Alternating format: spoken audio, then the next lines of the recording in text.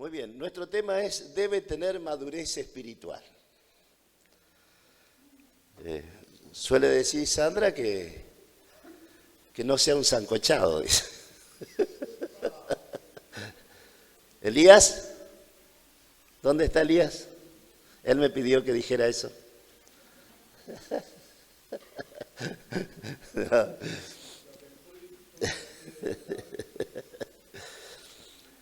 Vamos a tomar el texto, 1 Timoteo.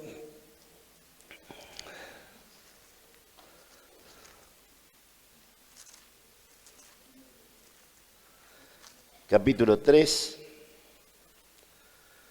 versículo 10 es nuestro texto. Lema allí, o del tema, dice: y estos también sean sometidos a prueba primero y entonces ejerzan el diaconado si son irreprensibles. Es requerimiento para un diácono que haya alcanzado cierta madurez espiritual para poder desempeñar esta tarea.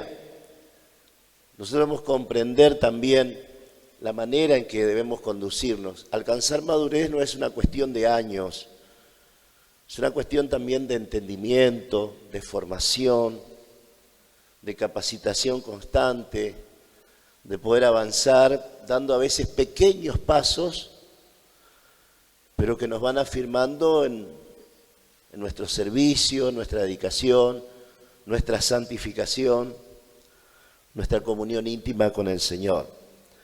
Esto, como es lógico, lleva cierto tiempo. Dice: un recién convertido bautizado no tiene la debida madurez para ejercer el cargo. Déjeme decirle que hay algunos que son recién bautizados que están más dispuestos a obedecer que algunos diáconos a veces. Que no quiere decir que sean más maduros, sino simplemente que están entrando en un conocimiento de una verdad nueva y la aceptan. Y a veces los que ya tenemos algunos años pensamos que, no, yo ya sé lo que hay que hacer. No me van a cambiar a mí ahora.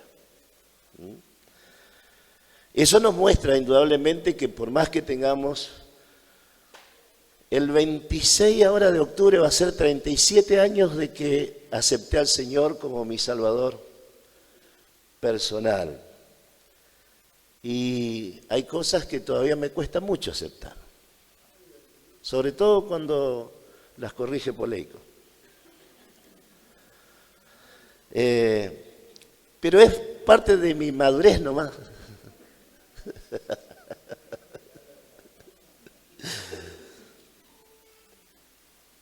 El tiempo de madurez puede variar mucho, pero lo que no tiene que pasar es que nos arranquen antes de tiempo y entonces seríamos unos arrancados verdes. Y somos forzados a madurar ya en el ejercicio del trabajo. No hay que apurarse, simplemente hay que dejar que las cosas maduren y que en el tiempo correcto las personas puedan servir al Señor. Dentro del santuario o dentro del templo, en el pueblo israelita, una de las cosas que pasaba, por ejemplo, cuando un levita, un sacerdote, llegaba al tiempo que tenía que empezar a servir al Señor, a los 25 años generalmente entraban a hacer sus primeras prácticas, no directamente, sino colaborando. Y al llegar a los 30 años tenían que estar listos como para cumplir la función dentro del templo. Lo mismo pasaba con el sacerdote. El sacerdote no podía ministrar antes de los 30 años. Tenía que llegar hasta ahí. Déjeme decirle que para cualquier profesión que nosotros querramos practicar, tenemos que pasar primero por el jardín de infantes, como era antes, no sé ahora cómo es, son como 3 años más ahora, la escuela primaria, la escuela secundaria, y mínimamente hacer una carrera terciaria para poder ejercer el oficio. Son alrededor de entre 16 y 20 años. A algunos les lleva mucho más para poder alcanzar su título y llegar a ejercer su oficio. Por lo tanto, el que hayamos hecho algún curso o algún seminario de 4 o 5 años, no quiere decir, hermanos, que hasta ahí es donde llegamos. Quiere decir justamente que dimos los primeros pasos, nada más. Es como que fuimos a preescolar, jardín de infante, hicimos hasta 4º grado. Bueno, hay que seguir estudiando, hay que seguir capacitándose. Y ir practicando. Mirando a los que hacen la obra del Señor, a los que están antes de nosotros. Claro que yo he encontrado algunos diáconos, alguna de la experiencia que yo tuve con algunos diáconos, ¿no? Me acuerdo que en una ocasión hubo una situación difícil y un evangelista quería opinar algo que era contrario al pastor y vinieron 2 diáconos bien robustos, así como yo, lo agarraron uno de un lado, el otro del otro y le daban. Así. Amén. Todo en el nombre del Señor, hermano. Y yo era nuevo. Quedé perplejo al ver eso, digo, ¿qué es lo que pasa? Entonces, estos diáconos no eran diáconos, eran patobicas. Y se creían con derecho. Entonces, me acuerdo cuando el pastor Nicolás invitó a este que es de Linchera pastor, no lo querían dejar pasar al templo. Y es curioso que muchas veces pensamos que estamos ejerciendo bien el oficio, ¿eh? Claro que eso es una exageración lo que estoy diciendo, pero ocurrió. Y eso es lo más triste. Ocurrió. O sea, el hecho que se nos delegue autoridad no es para que nosotros, en nombre de la autoridad delegada, estropeemos a los demás. Ni en palabras ni en hecho, o simplemente en mirada, porque hay miradas que matan. Con solamente ver, y no todas las personas son capaces de resistir eso, hermano. Hay algunos que son especialistas para resistirlo. El tiempo de madurez puede variar, pero debemos alcanzar madurez. Y déjeme decirle, si otra vez estamos pasando por lo mismo, sí, porque como al igual que si usted no aprueba matemática de segundo, muy difícil es que apruebe matemática de tercero, ¿no? Si usted no conoce los rudimentos, menos va a conocer la especialidad. Entonces necesitamos madurar. Y si Dios nos vuelve a meter en el mismo círculo, es porque está esperando que esta vez sí lo podamos atravesar como Él quiere. Porque nosotros quizá pensamos que ya lo hemos atravesado. Sí, puede ser que sí, pero no como Dios quiere. Y como Dios es perfeccionista, trabaja conmigo, trabaja con usted, trabaja con cada uno de nosotros. Para reconocer su madurez debe ser puesto a prueba y debe reunir ciertas condiciones. Lo venimos leyendo continuamente. 1 Timoteo 3, 8 y 9, ¿no? Dice, los diáconos asimismo deben ser honestos, sin doblez, no dados a mucho vino, que guarden el misterio de la fe con limpia conciencia. Continuamente, porque estamos hablando justamente de este servicio. El hecho de ser sin doblez es que no haya segundas intenciones, porque, mire, hay una de las cosas que sucede, las personas cuando vienen dicen, a mí no me interesa que me nombren, yo no quiero ningún ministerio, no quiero nada, la mayoría de las veces lo que te está diciendo, eso es lo que quiero. Eso es lo que quiero. Entonces, uno se va dando cuenta con el paso del tiempo que no están siendo sinceros, no están siendo honestos, ni con ellos mismos a veces. Entonces, hay un doblez. Hay otro mensaje que te están enviando. Y hay otros que ya están. Dicen, yo no lo pedí, a mí me lo puse. No, pero igual, de todas maneras, aunque no lo hayas pedido, se te reconoció para que cumplas una función y para que lo hagas con honestidad y sin doblez.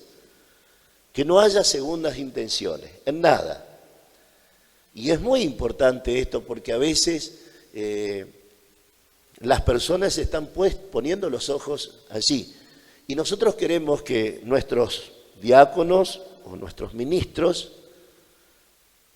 que trabajan junto con nosotros podamos ser así, transparentes, a cara lavada, sin tanta pintura, sin tanto arreglo. Dice que tenga buen testimonio delante de todos. Esta es una cuestión muy particular porque cuidamos, hay personas que usan un lenguaje cuando están en la iglesia y hay otros que usan cuando están en su casa. Y los argentinos tenemos una peculiaridad, una particularidad. Somos muy hábiles para usar palabras que pueden decir otra cosa, no lo que estamos diciendo. ¿Sí? Pueden decir otra cosa, no lo que estamos diciendo. Inclusive más, a veces hasta tenemos el tupé de pedirle a la RAE que reconozca nuestros errores de palabras. Y las aceptamos como que está bien. Es parte de la cultura. Pero nosotros muchas veces vamos contra la cultura, hermano.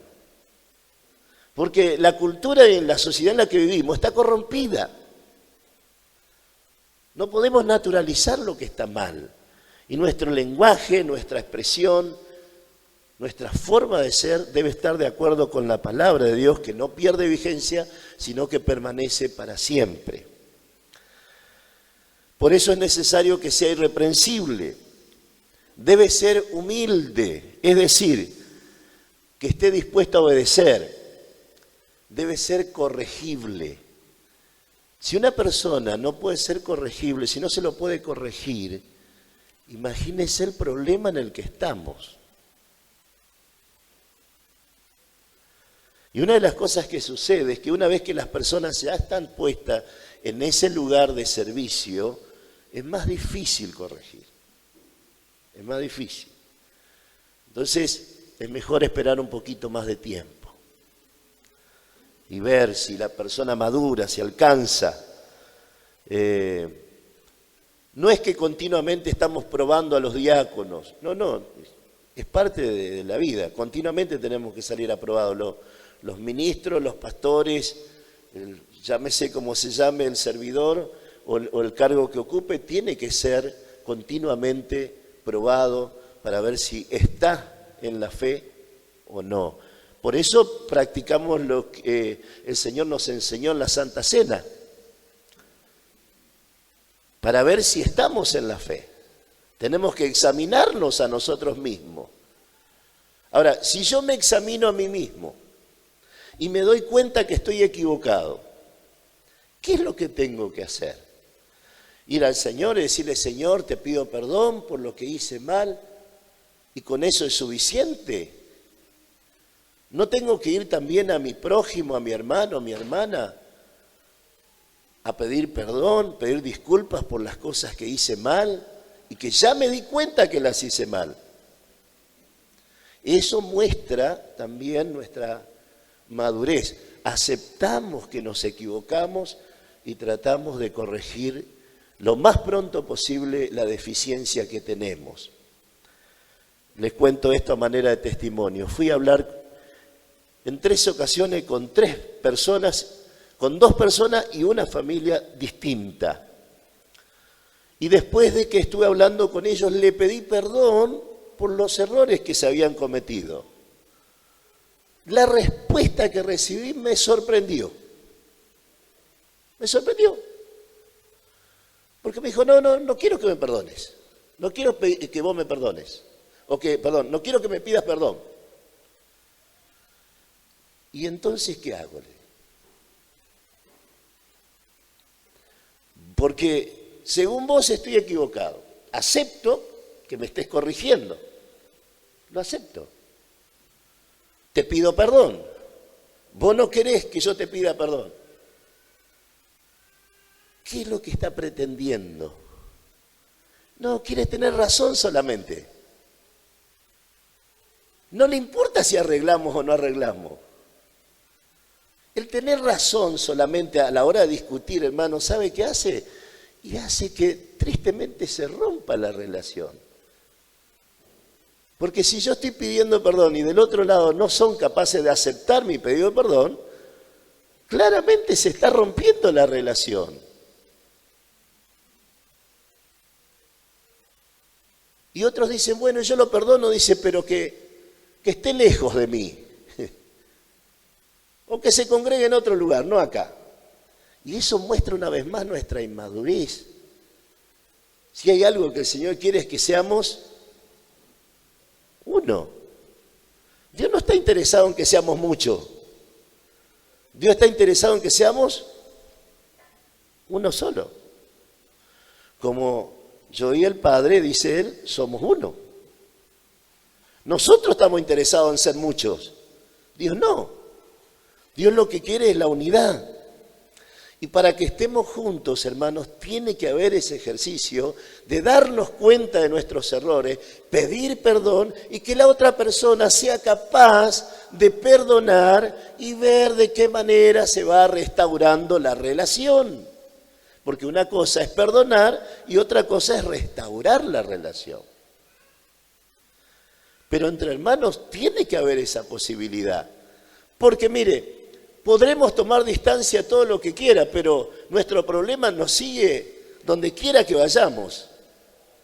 Nuestro pasado siempre nos alcanza, siempre vamos a estar en la misma situación, porque no está resuelto el problema. Y es un problema interno, es un problema de madurez. La iglesia tiene que comprender esto y justamente nosotros los que servimos al Señor, en este caso particular hablando de los diáconos, son los que tienen que mostrar con el ejemplo.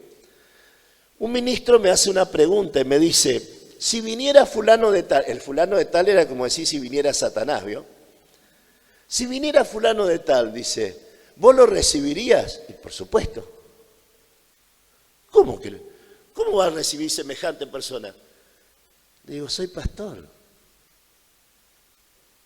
Soy siervo de la palabra. ¿Qué dice el Señor? El que a mí viene, hablaré con él. Si viene arrepentido, mejor. Pero si viene a hablar, por lo menos hablemos. Pues nuestra función siempre va a ser buscar que seamos uno, que el cuerpo de Cristo esté unido, porque si no nos vamos a llevar una gran sorpresa, que después de haber servido al Señor durante tantos años, terminemos con, no muros, sino murallas construidas en nuestro corazón, en contra de las personas que consideramos hasta aquí nuestros enemigos, cuando claramente nuestra lucha no es contra sangre ni carne. Y déjeme decirle que a veces, aún en el ministerio y aún en el servicio, hay personas con las cuales a veces las personas me dicen, no, con esa no quiero servir, con ese no quiero servir.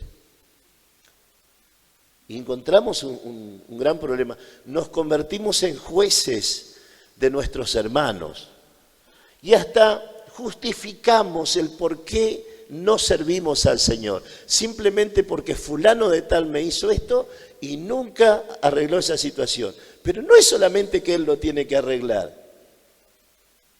Si tiene algo contra tu hermano, no dice que si tu hermano tiene algo contra ti. Si tú tienes algo contra tu hermano, deja tu ofrenda.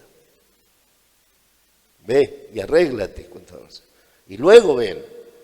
Ah, no, pero si no viene, ¿por qué tengo que ir siempre yo? Esto sucede aún en el matrimonio. ¿O no, Betty? Yo sabía.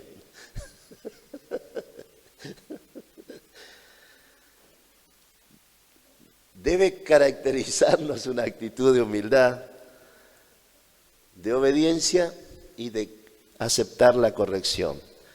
Sobre todas las cosas, una persona que alcanza cierta madurez espiritual es conocedor de la Escritura, pero no por eso usa la Escritura para golpear o dañar al que no la conoce lo suficiente. Conocer la palabra de Dios, hermanos, requiere mucho tiempo, de esfuerzo, de trabajo y dedicación. Pero ese trabajo, esfuerzo y dedicación, si no lo usamos bien, de poco ayuda. De poco ayuda. No me acuerdo con quién estaba hace poco trabajando y decía que había una hermana que tenía un dicho, dice, el que no estorba, mucho ayuda. Que el Señor nos dé la gracia para no ser un estorbo, ¿no? Sino más bien verdaderos ayudantes. No un recién convertido, un recién bautizado. Tendrá que ver la gracia y el conocimiento. Esto demanda el paso de un periodo de tiempo. Aunque el requisito aparece para los obispos, claramente Pablo habla en este contexto de la necesidad de que todos los que son parte de la administración de la iglesia sean personas maduras. ¿Sí? Hoy nuestra sociedad se caracteriza por la inmadurez que tiene, hermano. ¿Sí? Una de las cosas que yo he visto de la inmadurez de nuestra sociedad es que, no, dice, todos los matrimonios fracasan, así que ¿para qué me voy a casar? Entonces más bien me junto nomás.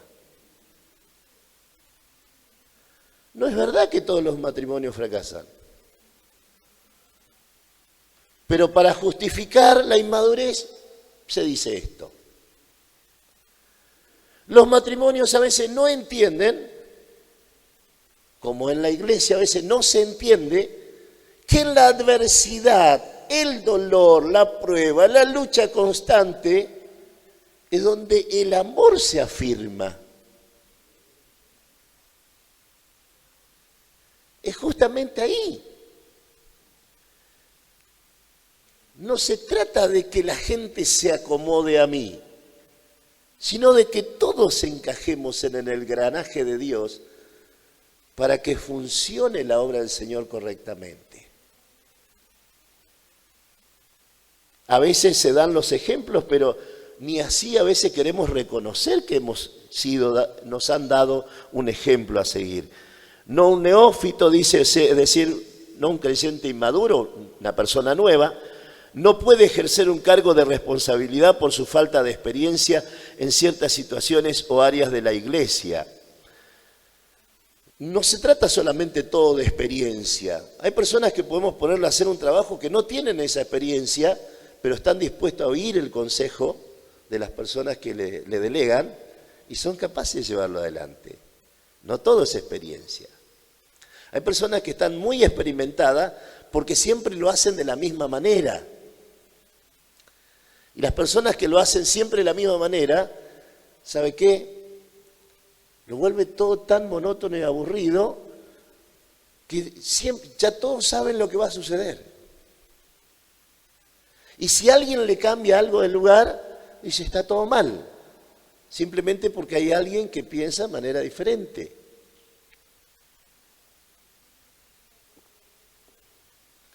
En la multitud de consejeros está la sabiduría. Si yo voy a buscar a alguien que me ayude, que sea alguien que sea imparcial. Que sea alguien que tenga una mirada desde afuera, no desde adentro solamente. Que pueda ver claramente el panorama. Porque cuando estamos enfrascados en nuestros problemas, solamente vemos nuestros problemas. Y no vemos solución alguna, sino que está todo mal. No está todo mal. Simplemente necesitamos oír un consejo sabio. Y muchas veces el consejo sabio no te lo da la persona que vos pensás que tiene que dártelo. Te lo da justamente, y a veces Dios lo hace solamente para avergonzarte o para avergonzarme, te lo da la persona que no querés que te dé el consejo. Simplemente así. ¿Escuchaste, no?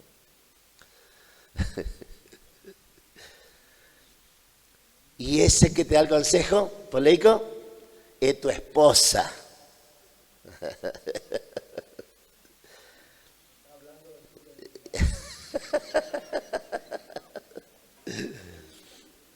Segunda de Pedro 3.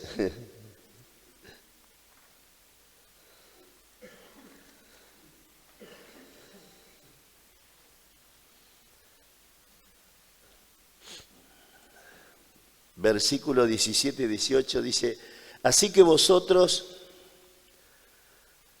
oh amados, sabiéndolo de antemano, guardaos, no sea que arrastrados por el error de los inicuos caigáis de vuestra firmeza. Lo que tratamos justamente es de afirmar nuestros pies sobre la roca. Antes bien, creced en la gracia y el conocimiento de nuestro Señor y Salvador Jesucristo. A Él sea gloria ahora y hasta el día de la eternidad. Amén. Y fíjese usted bien quién lo dice, ¿no? ¿Qué es lo que le dice Pedro a Jesús? Si todos te van a abandonar, menos yo, Señor. Por ahí todos te van a abandonar, menos yo. Primero que se va. ¿Qué sucedió? Algunos dicen que hasta maldijo cuando le preguntaron si era discípulo de Jesús. Algunos dicen que hasta maldijo justamente para tomar distancia de Jesús. Y en ese momento cantó el gallo, Jesús simplemente lo miró y salió corriendo. Cuando Jesús tuvo un encuentro con él, mire la manera de restaurar a Pedro, simplemente le pregunta, Pedro, ¿me amas?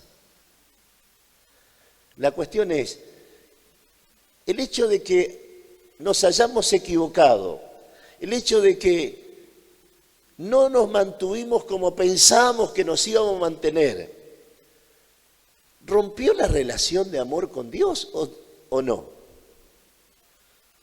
Del lado de Jesús, claro que no. Pero Jesús le pregunta a Pedro, Pedro, ¿me amas? La respuesta de Pedro es, sí, Señor, te quiero. Eso es lo que está diciendo Pedro. Y Jesús le dice, Pedro, ¿me amas? Sí, Señor. La tercera vez, ¿me amas?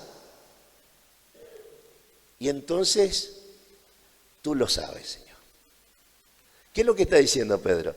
Tú sabes que me equivoqué, tú sabes que prometí, no cumplí, tú sabes todo eso, Señor. Aún así, tú lo sabes todo y tú sabes que te amo.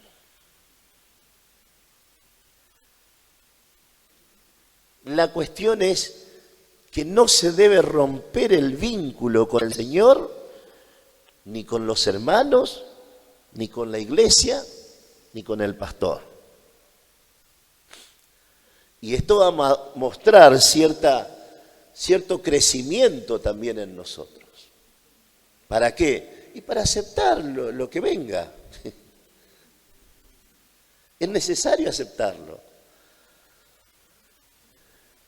En cierta ocasión un hermano viene a esta casa con su esposa y me dice, pastor, tenemos un problema. Bueno, ¿cuál es tu problema?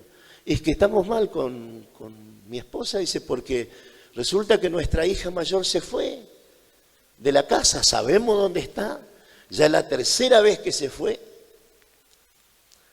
y se fue con alguien que no vale la pena, dice, porque es un chico adicto, dice, y ella lo único que va a tener problema ahí, pero ya es grande, pastor, dice, yo quiero que ella se arregle, ya está, ya se fue. Y la esposa lloraba al lado, decía, no, había que ir a buscarla. Y él me dice, pastor, dice, yo voy, lo busco, por lo menos un par de cachetadas le voy a dar. Y me salió la parte espiritual que tengo yo, ¿vio? Le dije, dale, hermano, le dije. Y si usted no me va a disciplinar después, sí, le digo, te voy a disciplinar después. ¿Y cómo? Pero ¿y quién te quita la gana de darle la cachetada?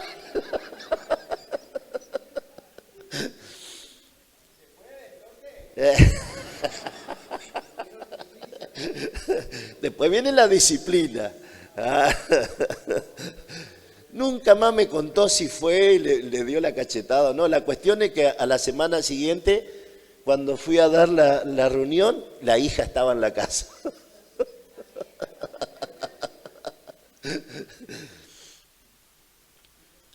A veces corremos riesgos, hermano, pero la chica era menor. El muchacho no sabía lo que era trabajar y era adicto. Ella tampoco sabía lo que era trabajar. Había que rescatarla. Había que rescatarla. Y a veces tenemos que actuar así. Tenemos que rescatar. No creo que lo haya hecho, pero esa conversación que tuvimos ahí ese día, por alguna razón los animó y fueron y buscaron a su hija y la trajeron nuevamente a la casa. Tiempo después me decía, ¿habrá esperanza para mí, pastor? Me decía esta chica. Le digo, sí, siempre hay esperanza. Hay que aprender a elegir, pero siempre hay esperanza, porque el Señor siempre está con nosotros. Eso es lo que se espera. Tomar decisiones firmes, mantenernos, a veces no dar el cachetazo, pero sí estar dispuesto a recibirlo. Sí estar dispuesto a recibirlo. Algunos se desarrollan más pronto que otros. Sabemos que los celos y contiendas afectan e impiden la madurez espiritual, y un cristiano puede tener 30 años y no haber alcanzado el desarrollo y perfeccionamiento en la vida espiritual. Primera de Corintios 3, del 1 al 3.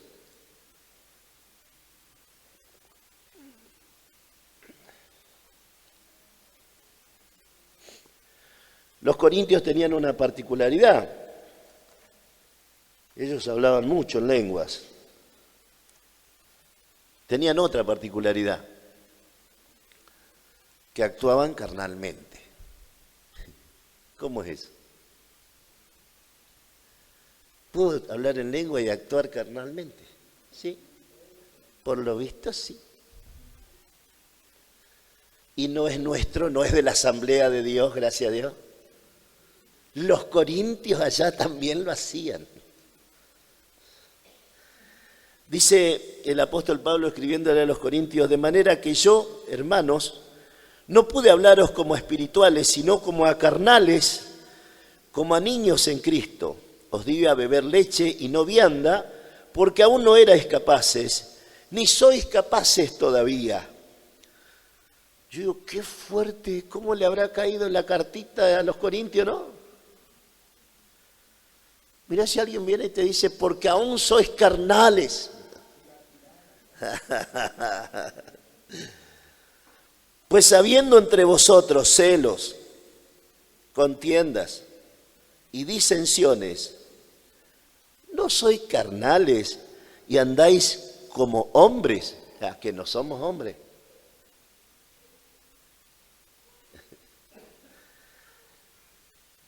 Muchas veces, hermano, no nos damos cuenta. Nos damos cuenta de que el otro es celoso, pero no me doy cuenta si yo soy celoso. La cuestión es aquí que cuando nos miramos al espejo de la palabra de Dios, la idea de Dios es que reflejemos su gloria, o sea, su carácter, su forma, su manera. Mire lo que dice la palabra de Dios aquí. Os di a beber leche y no vianda, porque aún no erais capaces ni sois capaces todavía. Las personas, a mí me ha sorprendido esto que dice, por fin comimos, dice, comida sólida, hermano. Le estuvieron hablando todo el tiempo de cualquier cosa menos de la palabra de Dios, pero dice, comimos comida sólida, porque alguien profetizó, porque alguien le dio un mensaje diciendo, Dios me dijo que vas a tener una 4x4 nueva, ahora, a vos te lo digo. Por fin tenemos una palabra. No, para él, no para vos. Porque son negros.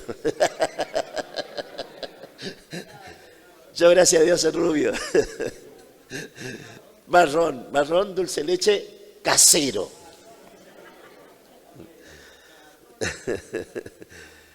Entonces, las personas creen que eso es. No, hermano, esos son espejitos de colores. Mentira nomás era.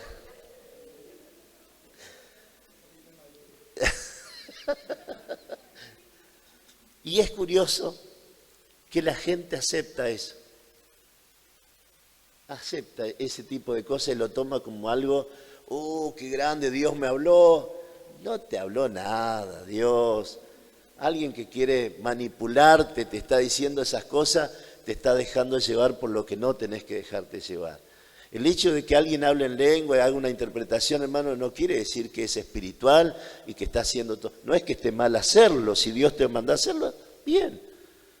Pero no tratemos de manipular a la gente con eso, ni creamos que eso es todo. Vayamos a la palabra de Dios y ver si lo que dice es correcto. Bueno, hermano, sí, 2 minutos y termino. La madurez, de los servidores. Ve, hermano, acá me dicen, escondo esto porque si no van a ver mi reloj. Es un Rolex de oro que el Señor me regaló anoche. Acá, ¿no lo ve? Porque sos carnal. Yo, gracias a Dios, soy espiritual y el Señor anoche me visitó. ¡Aleluya! Y me regaló un Rolex de oro. Sí, imito bien, pero también a veces me sale. Tengo este nomás, hermano, ni marca tiene. Quiero decirle que no nos dejemos engañar. Seamos maduros a la hora de tomar decisiones. También cuando nos siembran en la oreja cosas como vos tendrías que ser ya, sí, tendrías que serlo. Así dice Hebreos, con esto termino. Hebreos capítulo 5. Vio que tiene ahí, dice Hechos, dice, no es Hechos, es Hebreos capítulo 5. Versículo 12, podemos leer el 11 y el 12 y así terminamos. Acerca de esto tenemos mucho que decir y difícil de explicar, por cuanto os habéis hecho tardos para oír. Porque debiendo ser ya maestros, después de tanto tiempo, tenéis necesidad de que se os vuelva a enseñar cuáles son los primeros rudimentos de la palabra de Dios, y habéis llegado a ser tales que tenéis necesidad de leche y no de alimento sólido. Que Dios nos conceda gracia, que Dios nos ayude. El estudio sistemático de la palabra nos ayuda a corregirnos a nosotros mismos y a los demás, solamente por el hecho de que esto no está preparado para herir a nadie, sino está preparado para edificar a todos. Amén. Gracias por su atención. Padre, gracias te doy en el nombre de Jesús por esta oportunidad que me da de participar en la enseñanza. Señor, gracias te damos por el pastor Poleico, por su dedicación, por su esfuerzo también. Gracias, Dios mío, porque tú nos das esta gracia, esta misericordia renovada. En el nombre de Jesús.